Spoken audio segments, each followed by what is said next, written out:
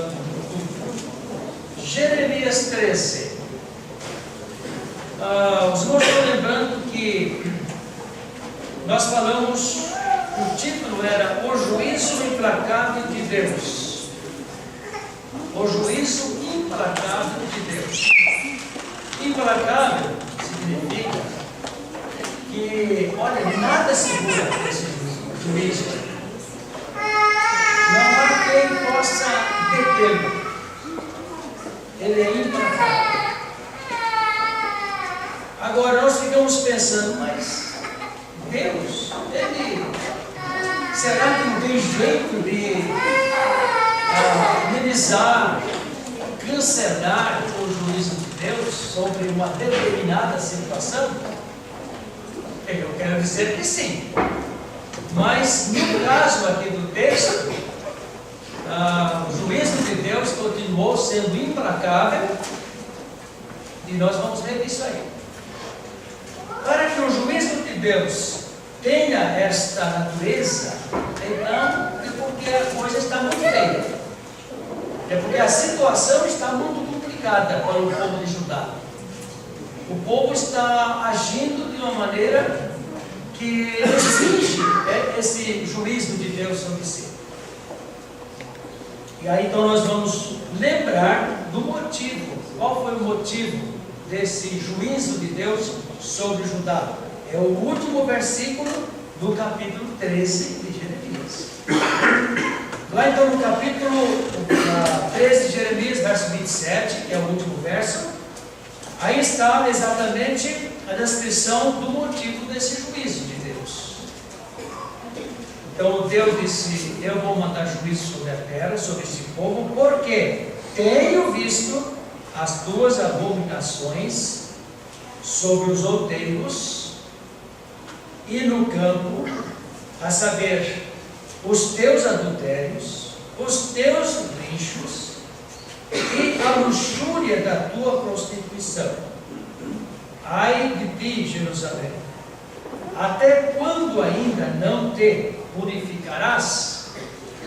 Então nós vimos aqui que três coisas estavam sendo praticadas pelo povo, exigindo assim um tratado sério da parte de Deus, que essas três coisas: primeira, adultério; segunda, os rinchos ou relinchos, quer dizer, uma atitude desenfreada para o mal; e, em terceiro lugar, a luxúria da tua prostituição, ou seja, uma prostituição desavergonhada, conforme o capítulo 5, verso 8.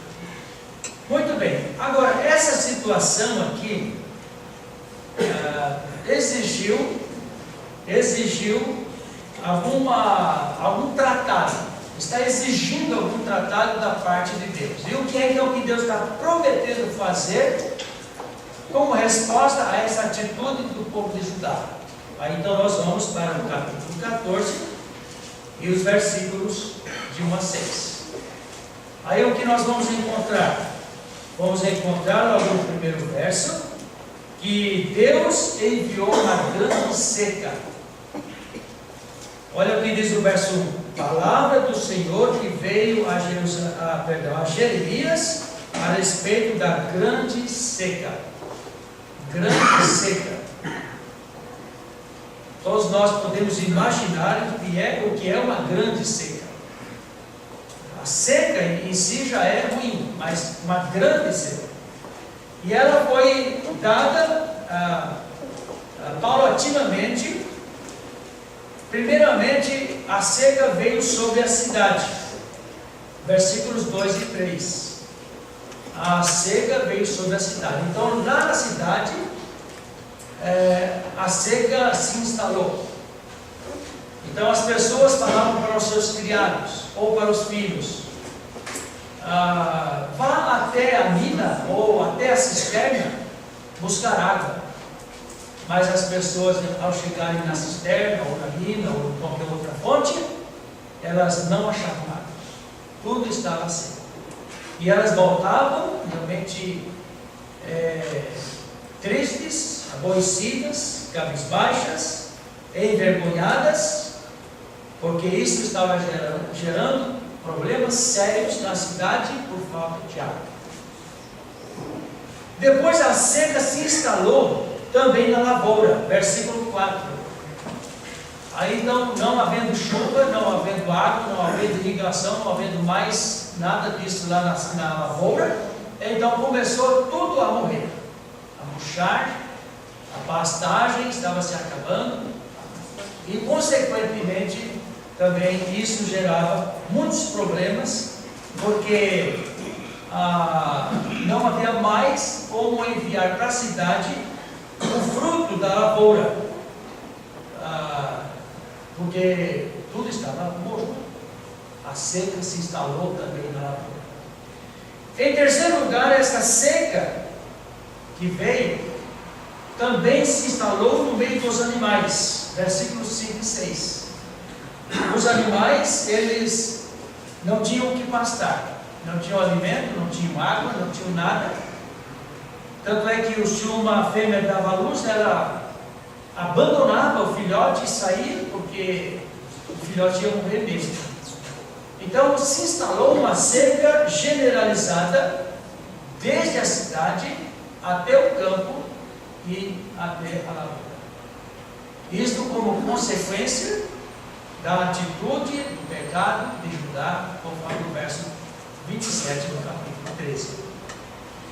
Então Jeremias se sentiu como profeta, que era aquele que mediava entre Deus e os homens, entre Deus e o povo, se sentiu na necessidade de interceder pelo povo, rogar pelo povo, pedir clemência, pedir misericórdia. Senhor, esse povo é assim mesmo, mas tenha misericórdia, não mande o seu juízo sobre esse povo. E aí então Jeremias faz uma oração intercedendo pelo povo, e esta é a primeira de 3 que ele faz numa sequência. E nessa primeira oração que ele faz, que está aí nos versículos 7 até 12, de 7 até 12, porém a sua oração vai de 7 até 9, o 10 e 12 a 12 é a resposta já de Deus.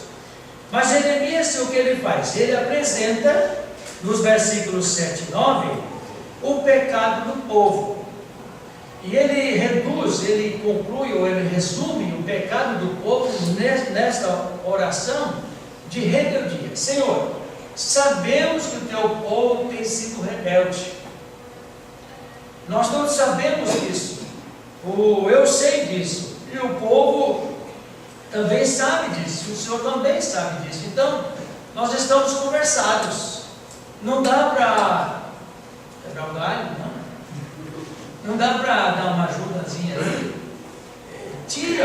não mande esse resultado, essa seca, não envia isso sobre o povo, porque é um desastre só, haverá muita mortandade.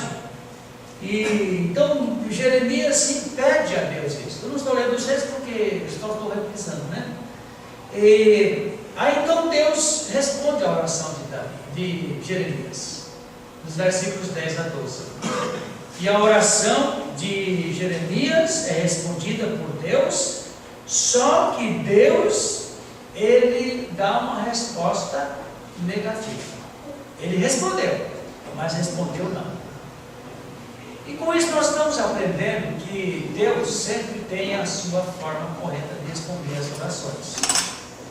Ele pode responder do jeitinho que nós queremos, ele pode responder de uma maneira diferente da que nós pedimos, em aspectos diferentes daquilo que nós apresentamos, como ele pode também responder dizendo negativo. Não vou dar o que você quer. E esta foi a resposta de Deus para Jeremias nesta primeira oração. Vamos ler, são só versículos 10 a 12. Então depois que Jeremias orou, a resposta de Deus vem assim: assim diz o Senhor, verso 10.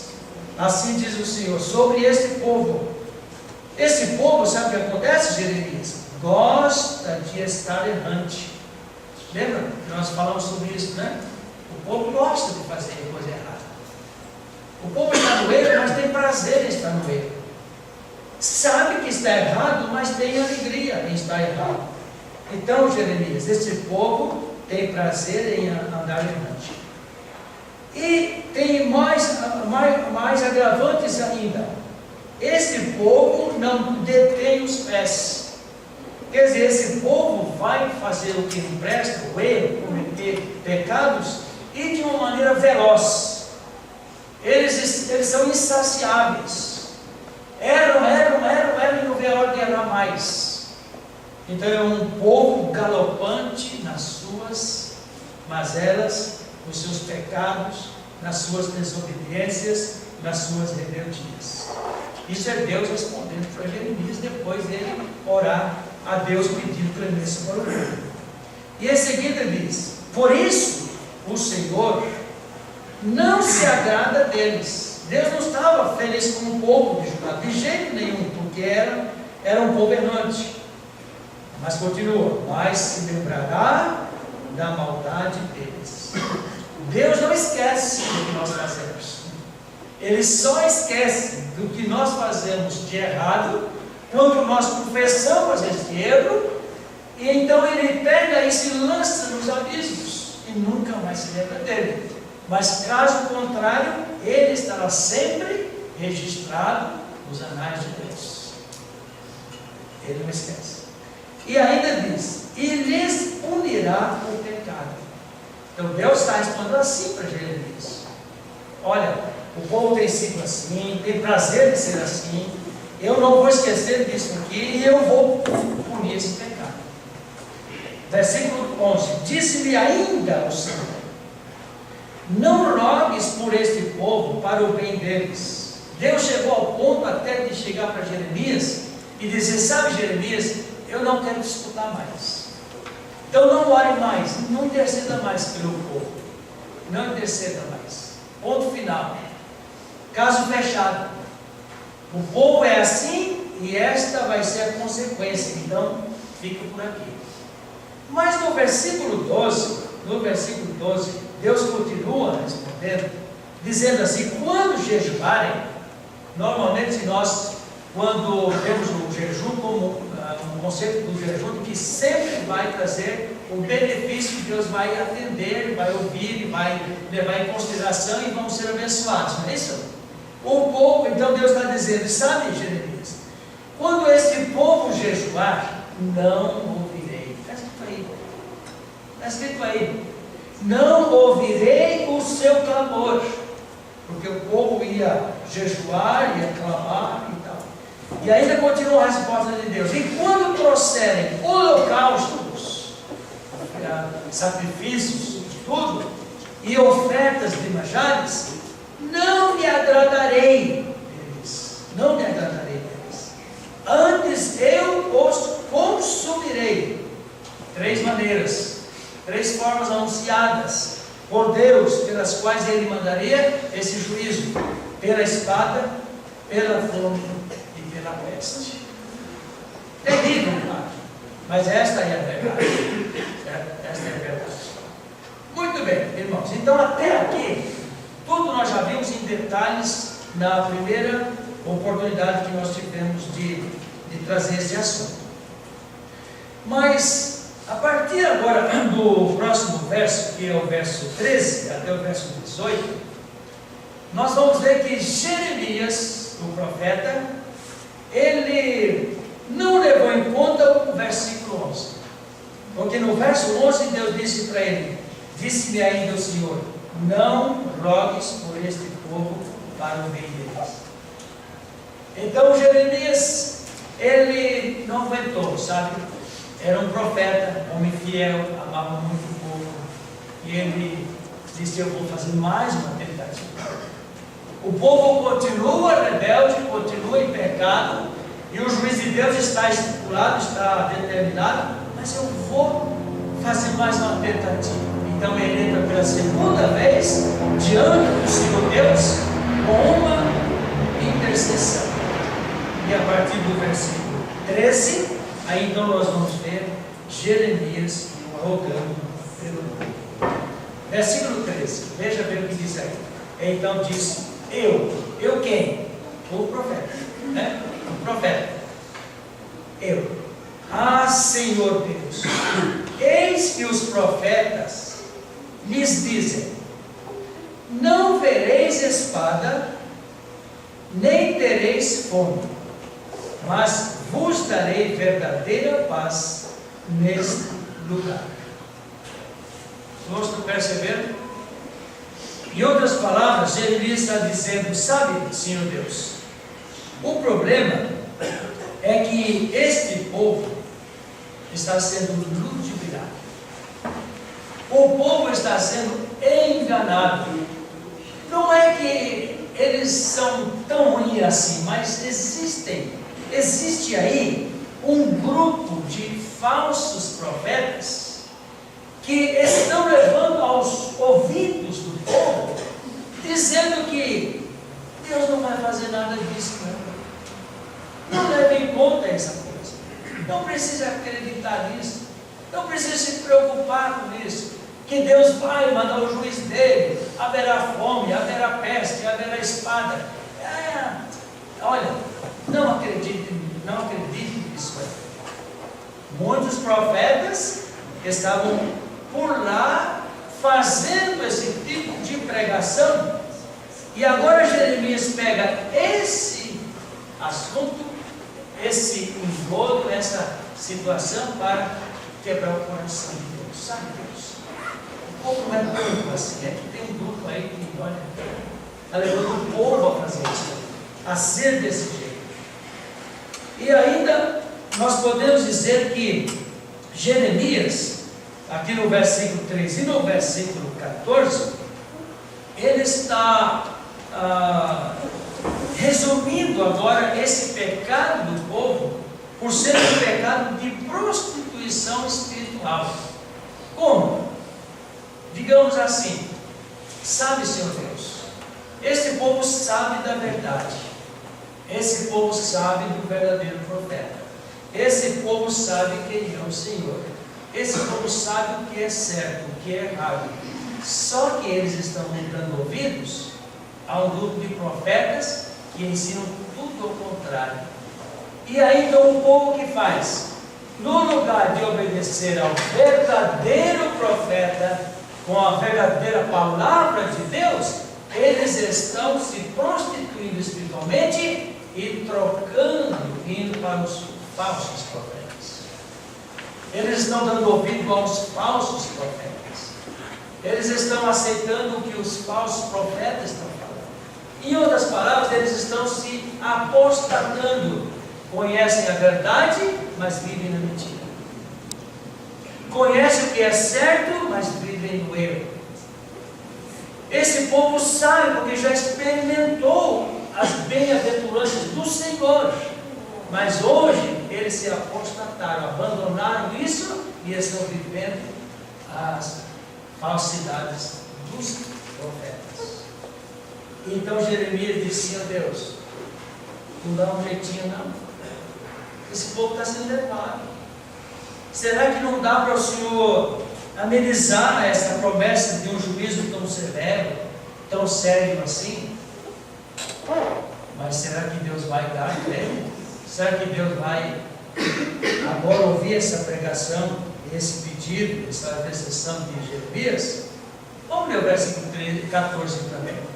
Ainda dentro desse assunto mesmo, agora pensando na resposta de Deus. Vamos ver o que Deus responde. Disse-lhe o Senhor: os profetas profetizam o quê? Mentiras. Isso significa que o povo está acreditando na mentira. Se eles estão aceitando o que os profetas falsos estão pregando, eles estão acreditando na mentira. E se acredita na mentira, desacredita na verdade. É isso que Deus está falando para Jeremias. Eu sei, Jeremias, no seu coração, você quer por toda a lei que eu perdoe esse povo. Eu estou pronto para perdoar, mas o povo ainda continua. continua, primeiro, na rebeldia, segundo, na prostituição espiritual. Ainda aquelas coisas do versículo 27, 13, continua. O povo continua na mesma. Então Jeremias diz, eu não posso, porque eles estão atendendo às profecias mentirosas. Continua, verso 14. Em meu nome. Esses falsos profetas, eles estão falando mentiras em meu nome. Isso é novidade para nós hoje em dia, não? É novidade nos dias de Jesus? Nunca foi novidade. Sempre existiram os falsos profetas. E eles têm a dura cara de pau de fazer as falsas pregações em nome de Jesus, em nome de Deus. Isso complica ainda mais a situação. Em nome de Deus. Jesus até fez uma advertência nos seus dias aqui na terra, quando ele disse que nos últimos dias muitos farão muitos sinais, falarão novas coisas, farão muitos prodígios, e eles farão muitas coisas, ferirão demônios. E haverá um dia quando esses comparecerão perante o seu Deus, e eles vão dizer, Senhor, nós fizemos muitas coisas no teu nome, pregamos muitas coisas no teu nome, mas a resposta vai ser muito simples: nunca nos conheci. Nunca nos conheci. Então, aqueles profetas, já naqueles dias de Jeremias, já havia os falsos profetas falando mentiras em nome de Deus. E Deus está chamando a atenção de Jeremias. Jeremias, lembre-se bem, Jeremias. Esses falsos profetas aí estão fazendo coisas que eu não disse e ainda não deu nome. São falsos em todos os sentidos. E continua ainda falando: nunca os enviei. Nunca os enviei. Eles não estão aí porque eu os coloquei.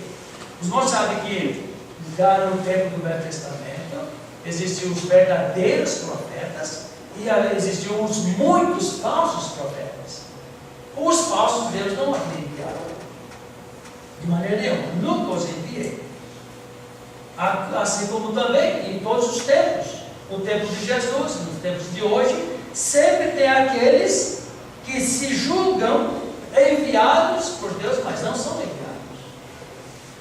E continua ainda Deus falando na resposta a Jeremias: nem lhes dei ordem, nem lhes dei ordem. Fala aí o nome, faça isso ou faça aquilo. Nunca disse nada para eles, nunca ordenei nada, nem lhes falei, nem ao menos isso, nem falei. E ainda continua Deus respondendo a oração de Jeremias: visão falsa, visão falsa. Cuidado com visões. E não só isso, adivinhação. Os profetas, os verdadeiros profetas, sempre eles, ao falarem ao povo, eles diziam assim: assim diz o Senhor. Essa era a senha dos verdadeiros profetas: assim diz o Senhor. Certo? Mostrava que era ali o verdadeiro profeta. Então continua, irmãos, Deus respondendo a oração, né? Adivinhação, cuidado com adivinhações. Deus não se agrada. Deus não se agrada. Não está isso no programa de Deus, adivinhar as coisas. Não está. E ainda diz: vaidade e o engano do seu íntimo, dos falsos profetas, é o que eles vos profetizam. Em outras palavras, esses falsos profetas, eles fazem profecias, eles fazem adivinhações, mas tudo isso é fruto do próprio coração vaidoso que eles têm. Quem sabe buscando alcançar alguma coisa que seja para a sua própria glória, mas não para a minha glória, diz o Senhor Deus. Versículo 15. Continua aqui Deus respondendo. Então, no verso 14, Deus falou quem são esses falsos profetas, que o povo estava acreditando neles. E agora no verso 15 até o 18, nós vamos ter a confirmação de Jeremias diante do povo sobre o que Deus está respondendo para ele. Verso 15. Portanto, assim diz o Senhor, acerca dos profetas que, profetizando em meu nome, sem que eu os tenha mandado, dizem que nem espada, nem fome haverá nesta terra. A espada e a fome serão consumidos esses profetas. Perceberam o que é que Deus disse? Deus disse para Jeremias assim: ó, Jeremias, esses profetas que estão dizendo que é mentira do meu juízo implacável sobre o povo através de espada, fome e peste, sabe o que vai acontecer? Eu vou matá-los com essas três coisas. O feitiço virou sobre o feiticeiro. É o que nós estamos vendo aqui. Certo? O feitiço caiu sobre o feiticeiro. Eu os consumirei por causa deles e com essas coisas que eles estão negando que eu falei. Verso 16. O povo a quem eles profetizam, o povo de Judá, a quem eles, os falsos profetas, profetizam, será lançado nas ruas de Jerusalém. Deus não está respondendo como Jeremias diz. Deus está confirmando o julgamento. Deus está dizendo que os falsos profetas serão consumidos e o povo será também tragado. Continua o verso. Como vai acontecer isso? Por causa da fome e da espada. Não haverá quem os sepulte a ele. Vocês já perceberam isso? Que eles vão morrer nas ruas de Jerusalém e lá vai ficar um cadáver, não vai ter nem quem pegue esse cadáver e sepulte. Ficará jogado nas ruas. Jogado nas ruas.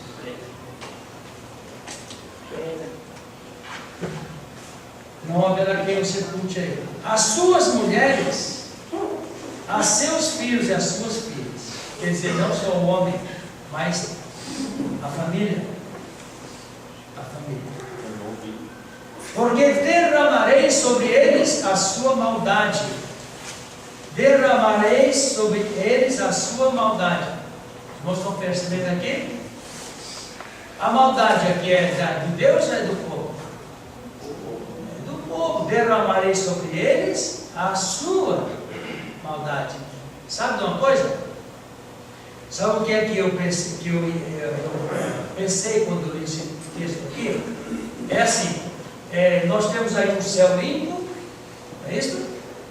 Aí então nós temos aqui na terra, no solo, na atmosfera, nós temos as águas, mais tudo, aquele vapor que vai subindo, vai formando a nuvem, certo? Forma a nuvem e em um certo momento lá próprio, ela se transforma em pequenas gotículas, formam chuva, e daí essa chuva ela cai sobre o próprio povo de onde ela vem. Então eu pensei, é assim também que vai acontecer. A maldade no coração do ser humano, do povo de Israel, do povo Judá e no coração de toda a humanidade é algo que tem subido ao ponto de Deus se sentir mal com todo esse odor que sobe do pecado da humanidade, e vai chegar um momento quando isso vai ser precipitado, ou seja, sobre o próprio povo. Então o povo vai receber de volta, como consequência, a maldade e o pecado dos seus próprios corações. E nisso que Deus está dizendo, vai acontecer. A sua maldade. Verso 17. Portanto, lhes dirás esta palavra, Deus falando com Jeremias, palavra do povo: os meus olhos derramem lágrimas de noite e de dia, e não cessam. porque a virgem, filha do meu povo, está profundamente golpeada, de ferida muito dolorosa.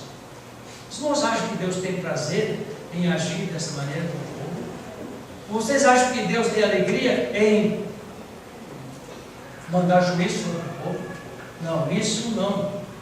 Deus chora por causa disso. Deus derrama lágrimas dia e noite por causa disso. Deus derrama lágrimas dia e noite e não cessa. Por quê? Porque Judá, porque o seu povo é tão querida por ele, que é como aquela virgem que está agora golpeada profundamente. Isto fala muito ao coração de Deus. E Deus ama muito esse povo. Deus ama muito cada um de nós. Deus ama muito essa humanidade. Mas ao mesmo tempo Ele é justo. Então é como nós pegássemos uma moeda, de um lado está o grande amor de Deus, mas do outro lado da moeda está lá a justiça de Deus. Deus ama muito cada pecador, mas Ele odeia cada pecado do pecado. Odeia muito. E Ele faz isso com lágrimas. Ele faz isso chorando. Ele faz isso, irmãos, como resultado da humanidade ser assim. É um resultado que a própria humanidade nem quer estar assim. Pois bem, versículo 18. Se eu saio ao campo, eis aí os mortos à espada. Se entro na cidade, estão ali os debilitados pela fome. Até os profetas e os sacerdotes vagueiam pela terra e não sabem para onde vão. Esta é a resposta de Deus ao pecado desse povo. Deus não deu como resposta a Jeremias uma resposta: o povo está perdido. Então nós podemos, irmãos, terminar esta parte aqui dizendo o seguinte: o que então faria com que Deus perdoasse o pecado desse povo, o meu pecado, o seu pecado, o pecado de qualquer ser humano?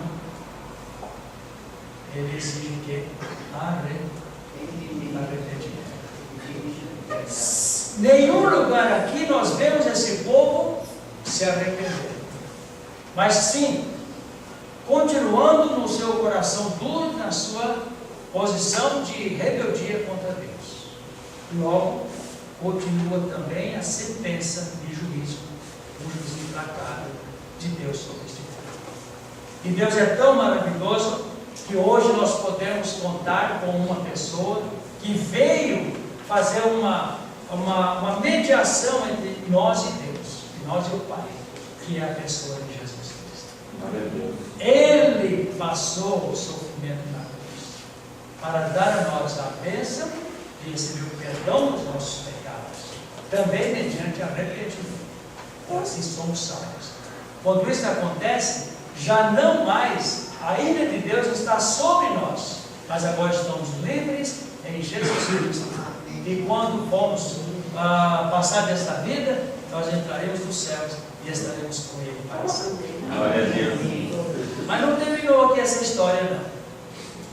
Jeremias vai fazer mais uma tentativa. Quem sabe ele vai vencer nesta próxima vez, né, irmãos? Vamos ficar por aqui hoje.